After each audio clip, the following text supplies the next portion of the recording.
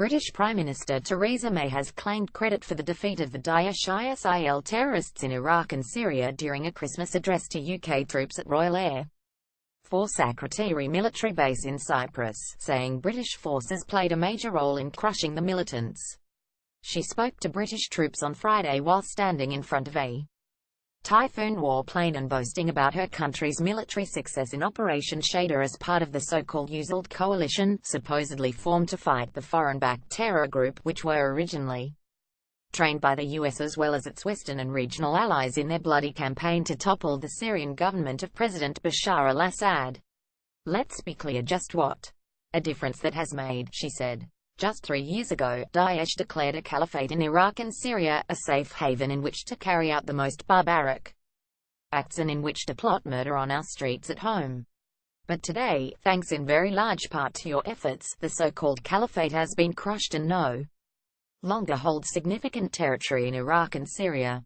You should be incredibly proud of that achievement, the British Premier further claimed, despite repeated rejection of such claims by Iraqi officials and lawmakers, who have described the air campaign of the coalition forces largely ineffective and at times working against Iraq's military push against Daesh terrorists. May went on to insist that British military intervention was still needed in the region to ensure that ISIL does not regroup or a new similar terror group emerge, pointing to her recent visit to Iraq to inspect the training of the nation's security forces by British advisors.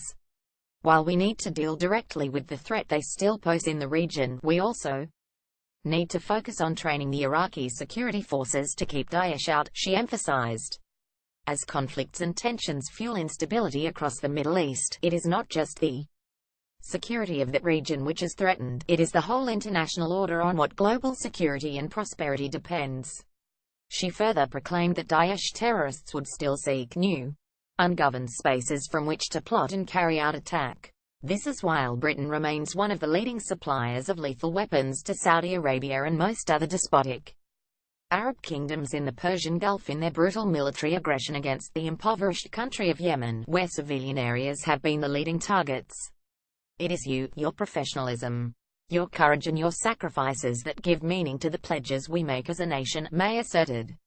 It is you who take down our enemies and stand by our allies when the going gets tough. As Prime Minister, I will do everything I can to lead the nation in this endeavour. The British military base in Cyprus is at the heart of the UK's operations in Iraq and Syria and home to 2,000 military service members. It has been the launch point for more than 1,300 sorties to Iraq and more than 250 to Syria since the supposed coalition operation against ISIL began.